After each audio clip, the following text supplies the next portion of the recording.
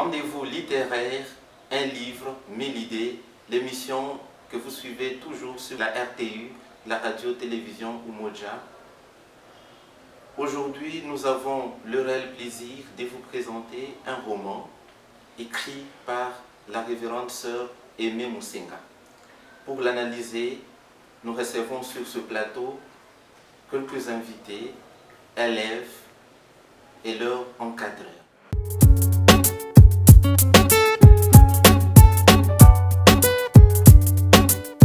Chers téléspectateurs, nous avons la joie de recevoir quelques invités, notamment M. Sabin, professeur des écoles. Bonjour. Bonjour, M. Samuel. Vous êtes accompagné de 3 de vos élèves qui ont pu lire ces documents, ces romans, Laura, le rêve d'une mère. Il s'agit de mademoiselle Antoinette, finaliste à l'Institut Kamweneja. Bonjour. Bonjour, M. Samuel. Vous êtes accompagné par vos collectrices, Shekina, qui est finaliste également au complexe scolaire Kamweneja. Bonjour. Bonjour, M. Samuel. Et enfin, nous aurons mademoiselle ou finaliste Sephora, qui est élève au complexe scolaire Ujana. Bonjour. Bonjour, M. Samuel. Aimables téléspectateurs, que des questions se posent autour de la manière d'enseigner ou d'éduquer ces enfants, notamment la méthodologie, l'orientation en passant par l'orientation scolaire. Cette question taraudait également notre écrivaine du présent roman. Pour rappel, c'est la sœur Aimée Musenga. C'est sur cette question qu'elle a pu concentrer toutes ses réflexions. Pour ce décryptage, nous interrogeons nos co-débatteurs que nous avons déjà présentés. Professeur, dites-nous, vous avez eu aussi le temps de lire ces romans à portée pédagogique. Dites-nous d'abord l'avis de l'auteur. Qui est la sœur Aimée Musenga, professeur? Merci, M. Samuel. Avant de passer aux questions, nous allons d'abord présenter l'auteur, Aimée Musenga, qui est religieuse de la congrégation de filles de Saint-Paul. En 2009, elle écrit son premier roman intitulé La rose de l'amitié. Elle est aussi auteure et compositrice de cet album de chants religieux paru aux éditions Pauline Audiovisuelle en République démocratique du Congo.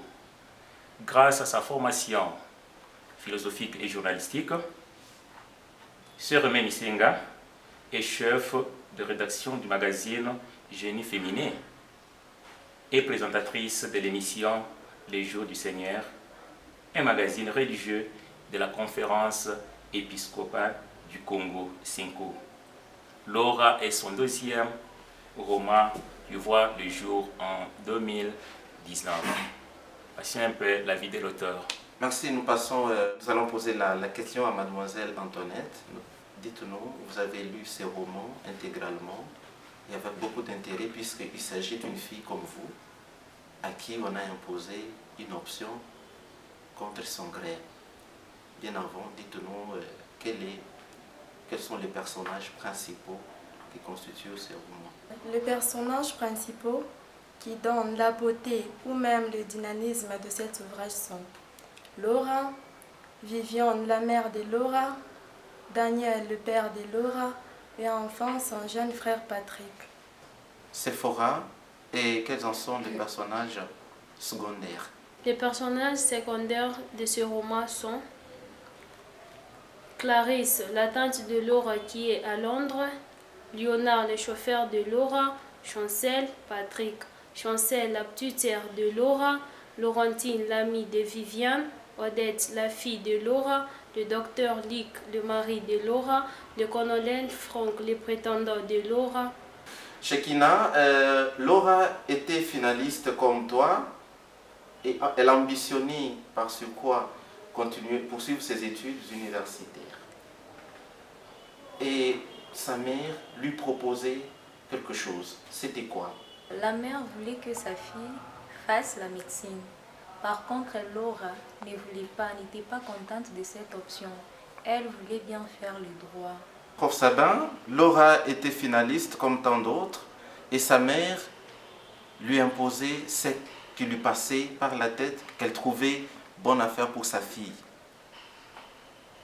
Et étant fille ou étant enfant, elle ne pouvait qu'obtempérer.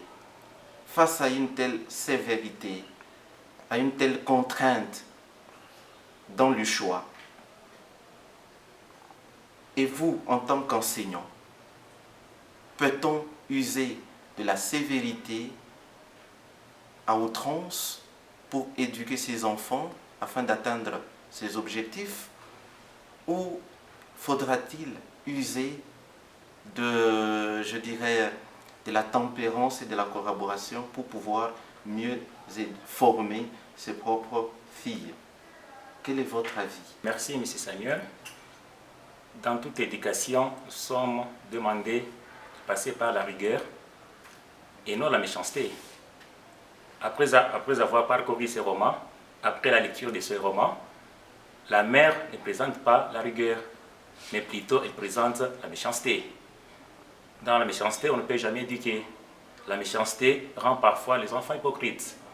Tel est le cas de Laura, parce que sa mère était méchante et n'était plus plutôt sévère ou rigoureuse. Merci, M. Sabin. Antoinette, je reviens à toi. Comment trouves-tu le comportement de la mère de Laura? D'après moi, le comportement de la mère de Laura, qui est Viviane, je trouve ça bizarre. Parce qu'elle détestait, elle détestait sans preuve les comportements de toutes les filles du quartier et elle ne voulait pas que sa fille ait des amis dans le quartier. Merci Antoinette. Sephora, toi aussi tu as sérieusement lu ces romans. Dites-nous, quel conseil que prodiguer la mère de Laura, Viviane, concernant l'éducation de jeunes filles?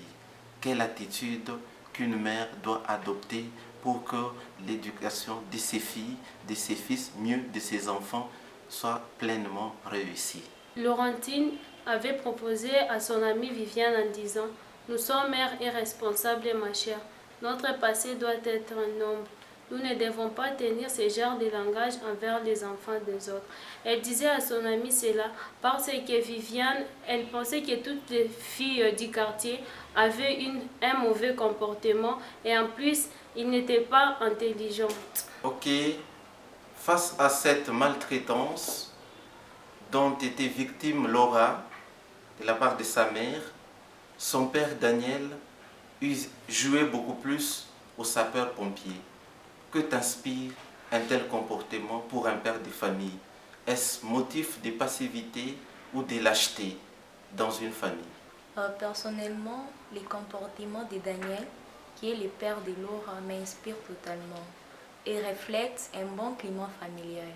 Car Daniel était docile, aimable, protecteur et compréhensif. Et cela prouve qu'il était digne d'être appelé un père responsable. Laura, étudiante en médecine avec la volonté de sa mère, à un certain moment de sa vie, elle assiste impuissamment au décès tragique de son père, à la suite de laquelle elle sera obligée d'arrêter ses études puisque après le décès, elle et sa mère se sont vues dépouillées de tout le bien matériel, bien sûr à l'africaine. Après la mort du père, on note tout dans la maison au bénéfice des membres de la famille du décès ou du défunt. Et toi, Laura a choisi du coup de s'oublier et de travailler pour pouvoir prendre en charge son frère et sa jeune sœur. À quoi te fait penser un comportement de Laura qui, au lieu de se passer en première position, elle laisse la place aux autres d'exceller? Que cela te dit en tant que jeune fille? En tant que jeune, cela me fait penser à l'amour fraternel et à l'amour du prochain. Même dans la Bible, Romains 8,5, on nous dit « Mais Dieu prouve son amour envers nous On sait que lorsque nous étions encore des pécheurs, Christ est mort pour nous. De même, Laura a prouvé son amour envers ses frères et sœurs en se sacrifiant et parce qu'elle voulait prendre la vie du bon côté. Merci Antoinette. Sephora, je reviens à toi. Laura, étudiante en première médecine. Et du coup, elle ressent, elle éprouve un dégoût total pour les études. À telle enseigne qu'elle pense à un mariage précoce. Toi, en tant que finaliste, t'arrive-t-il de penser inattendument au mariage impréparé? Personnellement, non.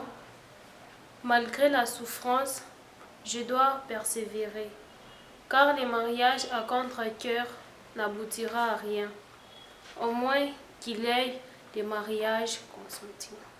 Quelle attitude doit adopter ou doivent adopter nos mères pour pouvoir mieux éduquer leurs jeunes filles? Puisqu'on dit éduquer une fille, une femme, c'est toute une société. C'est celle d'user de la sévérité ou d'une collaboration familiale ou maternelle, ce qui n'a pas été le cas pour la mère de Laura, qui s'est vue, elle était contrainte de suivre une option contre son gré. Et toi, en tant que future mère, quel comportement adopteras-tu pour pouvoir mieux éduquer tes enfants, spécialement les jeunes filles ou tes jeunes filles? Je dirais que les mères doivent éduquer leurs filles avec douceur et une sévérité assouplie et non pas se comporter en gendarme ou en une mère policière. Car en se comportant en gendarme, on risque de rendre leurs filles hypocrites. Maintenant, prof, je chute avec vous par la toute dernière question. Vous avez lu tout autant que les élèves ce roman « Laura, le rêve d'une mère ». Puisqu'il s'agit de Laura, qui est le principal personnage, à qui la maman a proposé une option qu'elle ne voulait pas suivre à l'université. Elle souhaitait être juriste, donc faire le droit. Et sa maman campait sur le choix de la médecine. Et finalement, c'est la maman, le rêve de la maman qui l'a emporté sur la proposition de la jeune fille. Laura devient médecin. Est-ce le fruit de la sévérité, de la persévérance de Laura, mieux de ses capacités intellectuelles, ou c'est la conséquence d'une éducation surveillée et même contraignante? Quel est votre avis? Merci, M. Samuel. Laura, le rêve d'une mère, je dirais que c'est grâce à la persévérance de Laura qu'elle a abouti à son objectif. Car elle vivait dans une maison d'une femme acariâtre, une femme méchante. Malgré son comportement, elle n'avait pas tout rejeté, elle suivait quand même les conseils. Bien sûr, comme parmi mes chers élèves qui l'ont souligné, elle imitait aussi le comportement de son papa qui était un père responsable. C'est grâce à sa persévérance, comme je l'ai demandé aussi à mes chers élèves, aux chers finalistes, dans la vie il y a toujours les hauts et les bas, il faut toujours persévérer, imiter le comportement de Laura, tel le cas, c'est-à-dire nous avons parcouru le roman et il y a une éducation. C'est une histoire qui est réelle, qui s'est passée dans cette ville de Lubumbashi. Donc nous demanderons à nos chers finalistes de persévérer et surtout d'imiter les comportements de Laura.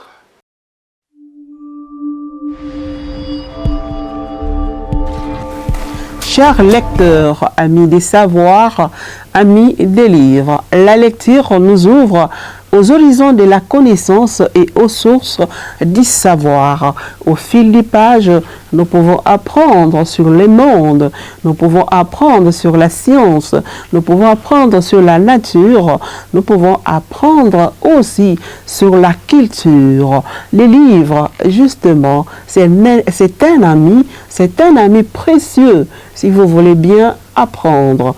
Aujourd'hui, nous voulons vous présenter ce petit roman intitulé Laura, les rêves d'une mère. Laura, c'est une jeune fille qui peut être ta sœur, ta petite sœur, ta grande sœur ou ton enfant. Laura représente ici les filles qui sont maltraitées et qui souffrent. Mais au-delà de la souffrance, elle a persévéré jusqu'à donner sens à sa vie. C'est pour dire, il ne faut jamais désespérer. On peut toujours, même dans des situations très difficiles, arriver justement à donner sens à sa vie. Il ne faut pas abandonner, il ne faut pas se décourager, il faut aller de l'avant. Laura, les rêves d'une mère, vous comprendrez qu'il est question ici de ce que les parents veulent pour leur enfant, le bien-être bien sûr, mais de quelle manière? Ici, la mère de Laura voulait les biens pour sa fille, mais d'une manière exagérée, très exigeante, je dirais même méchante. Pour en savoir plus, vous devez acheter donc ce roman pour comprendre l'histoire de Laura. Dans ces bouquins, vous trouverez donc 4 personnages qui font la beauté ou qui font même le dynamisme ou le dynamique, je peux dire, de ces pages, au fil des pages, quand vous lisez, très simple à lire. Alors, Laura d'abord, cette jeune fille maltraitée, mais qui persévère jusqu'à devenir ce que sa mère voulait, les rêves de sa mère.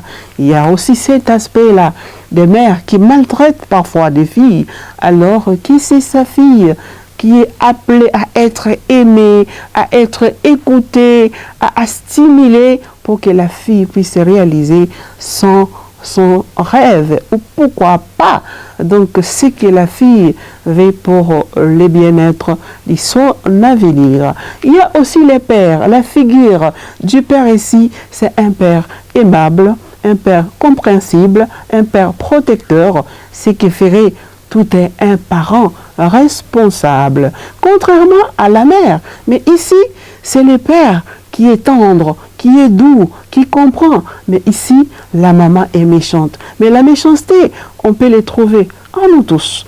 Alors, il faut lire pour comprendre de quelle manière nous pouvons faire naître à nous la méchanceté, l'amertume qui peut nous amener même à la haine, même aux divisions, alors que nous pouvons sauver la situation. Alors, pour résumer, justement, les 4 personnages et les frères de Laura, qui n'a pas abandonné sa sœur, mais qui est allé à la recherche de sa sœur, qui l'a stimulée dans les biens pour réussir dans la vie. On peut s'entraider dans les biens quand on aide les autres par des bons conseils. On s'aide aussi soi-même, parce que la réussite de l'autre, ça devait être notre joie et non pas, je ne sais pas, la jalousie ou l'amertume ou contre-succès, comme on dit dans le langage courant. Que pouvons-nous retenir donc de ces bouquins, La Rose, donc les rêves d'une mère? Nous pouvons dire comme valeur que nous pouvons apprendre de ces bouquins, la persévérance. Il faut savoir persévérer au-delà de tout, au-delà des souffrances. On dit que l'espérance paye. Savoir prendre la vie des bons côtés. Tout le monde, à un moment donné de sa vie, peut rencontrer une difficulté ou des souffrances, mais il faut savoir prendre la vie des bons côtés. Ce n'est pas la fin du monde. Ce qui est arrivé à toi, ce qui peut arriver à moi, ce qui est arrivé à l'autre, sont des choses qui arrivent dans la vie. Croire aux réussites. Quand vous commencez quelque chose, il ne faut pas s'arrêter ou commencer à douter, à avoir peur, à se dire ça va marcher, ça ne va pas marcher. Quand vous vous mettez ces idées dans la tête, vous pouvez aussi abandonner. Peut-être c'est une idée géniale. Il faut tout simplement croire à la réussite et se dire pour telle chose, je vais réussir. Quand il y a déjà la volonté de la réussite, vous allez y arriver. Vous allez y arriver parce que tout dépend des dispositions intérieures. Et quand la volonté s'y met, vous y arriverez. Enfin, la valeur que nous pouvons tirer ici, savoir pardonner. On dit les pardons libèrent. Quand on pardonne, on est libéré d'un poids sur la conscience. Mais quand vous ne pardonnez pas, sachez que vous avez un poids sur vous. Persévérez, prenez la vie des bons côtés, croyez à la réussite et pardonnez. Vous verrez que votre vie sera très facile et Laura est passée par là pour réussir. Laura, les rêves d'une mère, ne manquez pas à lire et à faire lire ces petits livres. Vous ne serez pas déçus, puisque ces valeurs-là, vous les trouverez en vous-même. Vous les trouverez dans votre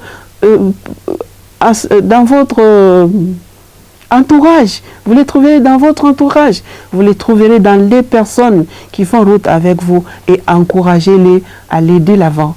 Merci de venir nous visiter à la librairie Saint-Paul.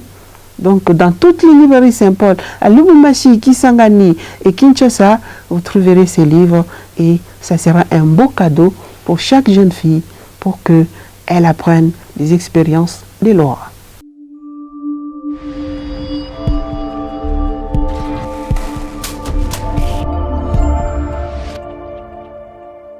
Laura, le rêve d'une mère. C'est l'intrigue de ces romans que nous vous avons présentés au cours de cette émission. Nous vous disons sincèrement merci de votre attention et nous vous invitons de ce fait à pouvoir l'ingurgiter, le consommer cru parce que c'est un roman à but pédagogique. Vous vous posez certainement des questions, quelles sont les attitudes que nous devons adopter pour pouvoir éduquer nos enfants? Laura vous donne toutes les réponses et vous ne serez pas déçus. Merci à M. Gaël pour la réalisation. Merci à l'ensemble de l'équipe technique. Radio-Télévision Umoja, émettant depuis la deuxième mégalopole de la RD Congo, Lubumbashi. À la présentation, c'était Samuel Tchoubeté. Merci à toute la famille paulinienne disséminée à travers la ville de Lubumbashi. Je vous invite à pouvoir vous procurer ces romans pour pouvoir aussi sentir les délices que nos invités ont pu déguster avant de venir vous donner le briefing. Choisis